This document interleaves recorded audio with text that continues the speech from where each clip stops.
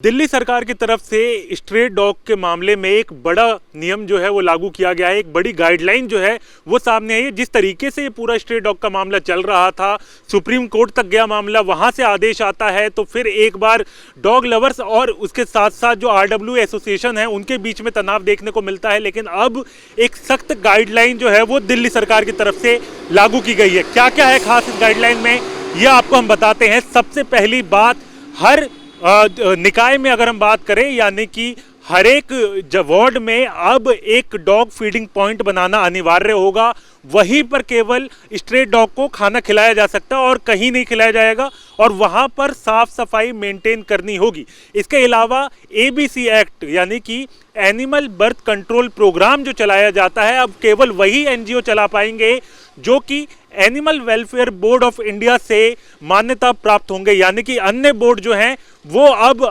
जो है वो इस तरीके से NGO नहीं चला पाएंगे। और इसके साथ साथ अगर हम बात करें तो साफ सफाई की, केयरिंग की जिम्मेदारी भी इन NGO की होगी। इसके अलावा शेल्टर होम्स हर निकाय में बनाए जाएंगे।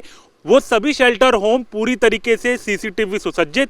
इसके अलावा वहां पर रेबीज की जो तमाम वैक्सीन होती हैं वो, और इसके साथ साथ जो तमाम अन्य उपकरण कुत्तों के लिए होते हैं, स्ट्रे डॉग्स के लिए होते हैं, उनका पालन करना जरूर होगा। रजिस्ट्री मेंटेन करना जरूर होगा। और उसके साथ साथ वो जो तमाम रजिस्ट्री अगर वो मेंटेन की जाएगी उसकी भी निगरानी की जाएगी। समीक्षा रिपोर्ट पेश करनी होगी हर महीने। और उसके साथ साथ अगर हम बात करें, जो एक सबसे महत्वपूर्ण मुद्दा है इस पूरे मामले में, वो रेबीज उन्मूलन का मामला है। और साथ साथ जो इंसानों और स्ट्रे डॉग के बीच में जो टकराव अगर हम कहें वो देखने को मिल रहा था, कहीं ना कहीं जिस तरीके से इंसानों के ऊपर हमले हुए, यानी कि जब डॉग बाइट की घटनाएं लगातार बढ़ी, अस्पतालों में मामले बढ़े, तो कहीं ना कहीं एक विरोध जो है वो बन रहा था। तो उसको कंट्रोल करने की कोशिश की गई है इस एक्ट के द्वारा।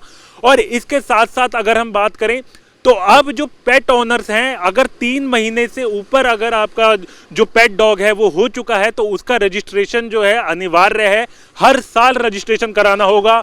इसके अलावा उसका वैक्सीनेशन और सारी चीज़ें जो हैं या अन्य रेबीज उन्मूलन के प्लान के तहत जो काम होगा वो सब भी आपको बताना होगा। और अगर वो इंडी ब्रीड डॉग है यानी कि इंडियन ब्रीड डॉग है तो उसमें छूट भी दी जाएगी।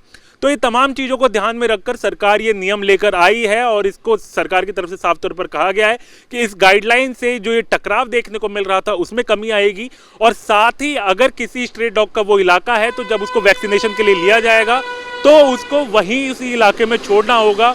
रेबीज उन्मूलन जो प्लान है उसके तहत उसको रेबीज की वैक्सीनेशन लगेंगी और उसके बाद उसको उसी इलाके में छोड़ा जाएगा। उसको मारने का और अगर किसी भी तरीके से उसको प्रताड़ित किया जाता है तो ऐसे में सख्त कार्रवाई उस व्यक्ति पर होगी। तो तमाम नियमों के साथ दिल्ली सरकार इसको लागू कर चुकी है। और इसके साथ साथ ही अब अलग अलग इलाकों में दिल्ली सरकार की टीमें जाएंगी और लोगों को इसके बारे में शिक्षित करेंगी कि किस तरीके से इन तमाम चीज़ों पर ध्यान दिया जा सकता है। वीडियो विकास झा के साथ हरीश झा, न्यूज़ नेशन, दिल्ली। जहाँ भक्ति है हर शब्द में, कथाओं में छुपे हैं दिव्य रहस्य और ज्योतिष देता है जीवन को दिशा। धर्म से जुड़ी हर बातों को जानने के लिए हमारे चैनल स्तुति को सब्सक्राइब करें। चैनल पर जाने के लिए इस लिंक पर क्लिक करें।